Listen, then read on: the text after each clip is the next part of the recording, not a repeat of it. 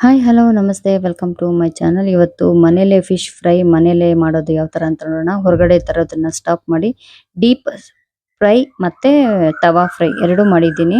ಯಾಕೆ ಬರಲ್ಲ?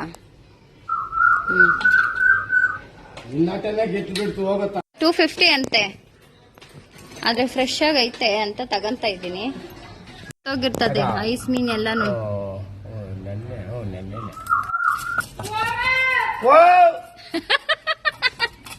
ಫ್ರೆಶ್ ಆಗಿದ್ರೆ ಈ ತರ ರೆಡ್ ಆಗಿರುತ್ತೆ, ಇಲ್ಲ ಅಂದ್ರೆ ಒಂಥರ ಬ್ಲಾಕ್ ಆಗ್ಬಿಡುತ್ತೆ ಫಿಶ್ ಒಳಗಡೆ. ಆತರ ಕಟ್ ಮಾಡಿದ್ದೀನಲ್ಲ, ಯಾವಾಗೂ ಈ ತಾತ ಹತ್ರನೇ ತಗೊಳ್ಳೋದು. ಅದಕ್ಕೆ ಮಾತ್ರ ನಮ್ಮಮ್ಮ ಅನ್ನೋದು. ಅಮ್ಮನ ಅಂತ ಅಂದ್ಬಿಟ್ಟು ಏನು 1 ರೂಪಾಯಿ ಕಮ್ಮಿ ಮಾಡಲ್ಲ ಹೇಳು. ಹಂಗ ಹೇಳಿದ್ ನಾನು. ಇದು ಚೆನ್ನಾಗ್ ಬಂದದೆ, ಫಸ್ಟ್ ಹೊಡೆದಿದ್ದೆಲ್ಲಾನು ಚೆನ್ನಾಗ್ ಬಂದೇ ಇಲ್ಲ. ಮೂರು ಏನೋ ಚೆನ್ನಾಗ್ ಬಂದದಷ್ಟೇ. ಅಲ್ಲಿಂದ ತಂದು ಎಲ್ಲ ಕ್ಲೀನ್ ಮಾಡ್ತಾ ಇದ್ದೀವಿ. ಕೆಲವೊಂದು ಚಿಕ್ಕದಾಗಿ ಹಾಕ್ಸ್ಕೊಂಡಿದ್ದೀನಿ. ಯಾಕೆ ಚಿಕ್ಕದಾಗಿ ಹಾಕೊಂಡಿದ್ದೀನಿ ಅಂದ್ರೆ ಸಾಂಬಾರ್ಗೆ, ಇದು ಫ್ರೈಗೆ ತವಾ ಫ್ರೈ ಮತ್ತೆ ಡೀಪ್ ಫ್ರೈಗೆ ಎರಡಕ್ಕೂ ಸೆಂಟರ್ ಕಟ್ ಮಾಡಬೇಕು. ಮಸಾಲೆ ಎಲ್ಲ ಚೆನ್ನಾಗಿ ಹಿಡಿಯುತ್ತೆ. ಇವಾಗ ಎಲ್ಲದಕ್ಕೂ ಅಯ್ಯಪ್ಪ ಕೈಲಿ ಮಾಡಿಸ್ಕೊಂಡಿಲ್ಲ, ತಾತ ಕೈಲಿ ನಾವೇ ಮಾಡ್ತಾ ಇದ್ದೀವಿ. ಬಾಂಡೆ ತಗೋಬೇಕು. ಅದಕ್ಕೆ ಬೆಳಗ್ಗೆ ಮೆಣಸಿನ್ಕಾಯಿ 4, ಗುಂಟೂರು ಮೆಣಸಿನ್ಕಾಯಿ 4 ಹಾಕೊತಾ ಇದ್ದೀನಿ. ಇದನ್ನ ಕ್ಲೀನಾಗಿ ಫ್ರೈ ಮಾಡ್ಕೊಬೇಕು. ಕ್ಲೀನಾಗಿ ಬಿಸಿ ಮಾಡ್ಕೊಬೇಕು ಇದನ್ನ ಸಪ್ರೇಟ್ ಆಗಿ. ಮೆಣಸಿನ್ಕಾಯಿ ಹುರಿದು ಎತ್ಕೊಂಡಿದ್ದಾದ್ಮೇಲೆ ಧನಿಯಾ ಕಾಳು ತಗೊತಾ ಇದ್ದೀನಿ. ನಾನಿಲ್ಲಿ ಕಾಳನ್ನು ಕೂಡ ಕ್ಲೀನಾಗಿ ಹುರ್ಕೊಬೇಕು. ಮೆಣಸು ಲೋ ಫ್ಲೇಮಲ್ಲೇನೆ ಬೇಯಿಸ್ಕೊಬೇಕು. ಮತ್ತೆ ಸೋಂಪು ಹಾಕ್ತಾ ಇದ್ದೀನಿ, ಚೆನ್ನಾಗಿರುತ್ತೆ ಟೇಸ್ಟು. ಸೋಂಪು ಮಾತ್ರ ಮಿಸ್ ಮಾಡೋಕ್ಕೆ ಹೋಗ್ಬೇಡಿ. ಮತ್ತೆ ಮೆಂತೆಕಾಳು ಹಾಕ್ಕೊತಾ ಇದ್ದೀನಿ. ಮೆಂತೆಕಾಳು ಸ್ವಲ್ಪ ಹಾಕ್ಕೊಳ್ಳಿ, ಜಾಸ್ತಿ ಹಾಕ್ಕೊಂಬೇಡಿ. 1 ಸ್ಪೂನ್ ತಗೊಳ್ಳಿ ಸಾಕು, ಇಲ್ಲಾಂದ್ರೆ ಕಸರೆ ಆಗ್ಬಿಡುತ್ತದು. ಮತ್ತೆ ಜೀರಿಗೆ 1 ಸ್ಪೂನು, ಮತ್ತೆ ಸಾಸಿವೆನೂ 1 ಸ್ಪೂನ್ ತಗೊಂಡಿದ್ದೀನಿ. ಎಲ್ಲಾನು ಕ್ಲೀನಾಗಿ ಫ್ರೈ ಮಾಡ್ಕೊಳ್ತೀವಿ. ಕ್ಲೀನಾಗಿ ಗೋಲ್ಡನ್ ಬ್ರೌನ್ ಬರೋವರೆಗೂ ಫ್ರೈ ಮಾಡಬೇಕು. ಲೋ ಫ್ಲೇಮಲ್ಲೇ ಫ್ರೈ ಮಾಡ್ಕೊಳ್ಳಿ. ಸಾಸಿವೆ ಚಿಟಪಟ ಅನ್ಬೇಕು, ಚೆನ್ನಾಗಿರುತ್ತೆ. ಎಲ್ಲ ಮಿಕ್ಸ್ ಆಗಿರೋದು ಚೆನ್ನಾಗಿ. ಮನೇಲೇ ಮಾಡ್ತಾ ಇದ್ದೀನಿ ನಾನು ಫಿಶ್ ಮಸಾಲೆ. ಹೊರಗಡೆಯಿಂದ ಮಸಾಲೆ ತಂದು ಹಾಕಿಲ್ಲ ನಾನು.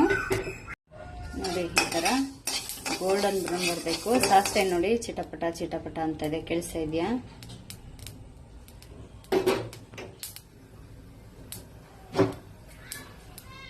ಈ ಥರ ಆಗೋವರೆಗೂ ಫ್ರೈ ಮಾಡ್ಕೊಬೇಕು. ಈ ಥರ ಆರೋದಕ್ಕೆ ಪ್ಲೇಟ್ಗೆ ಹಾಕ್ಕೊಬೇಕು. ಮತ್ತೆ ಕಲ್ಲುಪ್ಪು ಹಾಕ್ಕೊತಾ ಇದ್ದೀನಿ ನಾನಿಲ್ಲಿ. ಅದನ್ನು ಹಾಕ್ಕೊಂಡು ಕ್ಲೀನಾಗಿ ಮಿಕ್ಸಿ ಹೊಡ್ಕೊಬೇಕು. ಆರ್ಲಿ ಇದನ್ನ ಹಾಗೆ ಮಿಕ್ಸಿಗೆ ಹಾಕಿದ್ರೆ ಮಿಕ್ಸಿ ಹಾಳಾಗುತ್ತೆ. ಎಲ್ಲ ಆರಿದೆ, ಮಿಕ್ಸಿ ಜಾರ್ಗೆ ಹಾಕ್ಕೊಬೇಕು.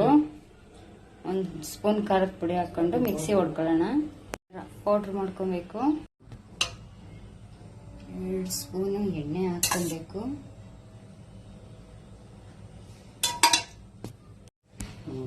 ಒಂದು ಮೊಟ್ಟೆ ತಗೊತಾ ಇದ್ದೀನಿ. ಅದನ್ನು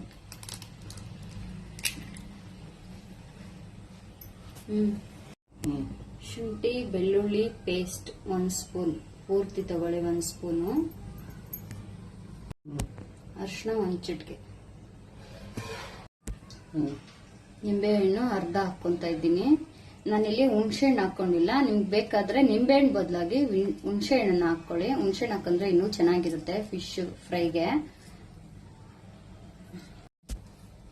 ಕ್ಲೀನಾಗಿ ಮಿಕ್ಸ್ ಮಾಡ್ಕೊಬೇಕು. ಇವಾಗ ಸ್ವಲ್ಪ ನೀರು ಕೂಡ ಆ್ಯಡ್ ಮಾಡ್ಕೊಳ್ಳಿ. ಸ್ವಲ್ಪ ಸಾಕು, ಯಾಕಂದ್ರೆ ಮೊಟ್ಟೆ ಹಾಕೊಂಡಿದ್ದೀವಲ್ಲ, ಮೊಟ್ಟೆ ನಿಂಬೆಹಣ್ಣು ರಸ ಹಾಕೊಂಡಿರೋದ್ರಿಂದ ಜಾಸ್ತಿ ನೀರು ಹಾಕೊಂಬೇಡ್ರಿ. 1-2 ನಿಮಿಷ ನೀವು ಮಸಾಲೆ ಮಿಕ್ಸ್ ಮಾಡಿ 1-2 ನಿಮಿಷ ಬಿಟ್ಟು ಬೇಕಾದ್ರೆ ಫಿಶ್ಗೆ ಅಪ್ಲೈ ಮಾಡ್ಬೋದು. ಇಲ್ಲಾಂದ್ರೆ ಹಂಗೆ ಅಪ್ಲೈ ಮಾಡಿ 1 5 ನಿಮಿಷ ಫಿಶನ್ನು ನೆನೆಸಿದ್ರೇನು ಸಾಕು. ಇದರಲ್ಲಿ ನೋಡಿ ಈ ಥರ ನೀಟಾಗಿ ಪೇಸ್ಟ್ ಮಾಡ್ಕೊಬೇಕು. ಈ ಥರ ಎಲ್ಲ ಇಲ್ಲಿ ಓಪನ್ ಮಾಡಿದ್ದೀರಲ್ಲ, ಕಾಣಿಸೈತಾ? ಇಲ್ಲಿ ಕೂಡ ಅಷ್ಟೇ ಕ್ಲೀನಾಗಿ ಮಸಾಲೆ ಹಾಕಬೇಕು. ಚೆನ್ನಾಗಿ ಮಸಾಲೆ ಹಿಡಿಬೇಕು. ಮನೇಲಿ ಮಾಡಿರೋ ಮಸಾಲ ಅಲ್ವಾ, ಹಾಗಾಗಿ ಸಖತ್ತಾಗಿರುತ್ತೆ.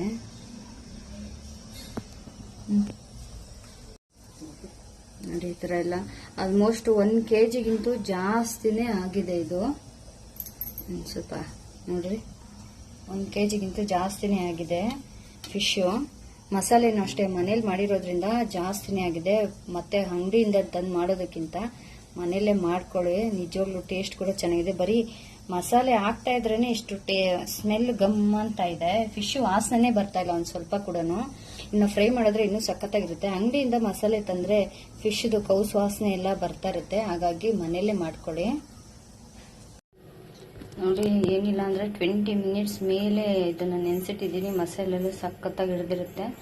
ಮತ್ತೆ ಎಣ್ಣೆ ಕೂಡ ಬಿಸಿ ಆಯ್ತು, ಹಾಕೋಣ ಎಣ್ಣೆಲಿ.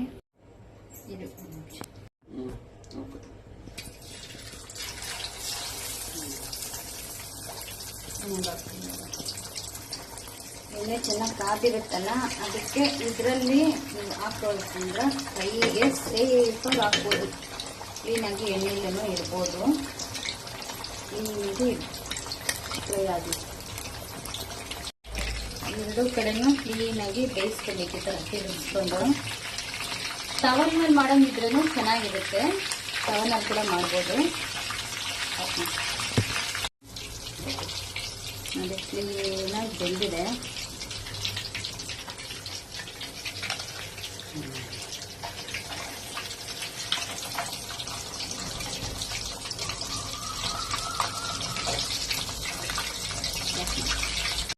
ಕ್ಲೀನಾಗಿ ಬೆಂದಿದೆ, ಸಾಕು.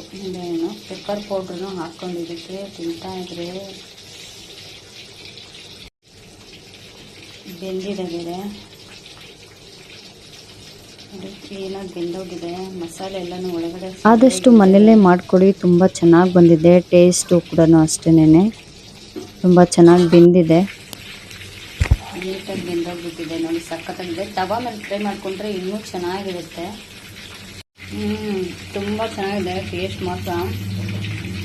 ಮನೇಲಿ ಮಾಡ್ಕೊಳ್ಳಿ, ತಿಳ್ಕೊಳ್ಳಿ. ಮನೇಲಿ ಮಸಾಲೆ ಹಾಕ್ಕೊಂಡು ಯಾವ ಥರ ಮಾಡೋದಂತ ತೋರಿಸಿದ್ದೀನಲ್ಲ.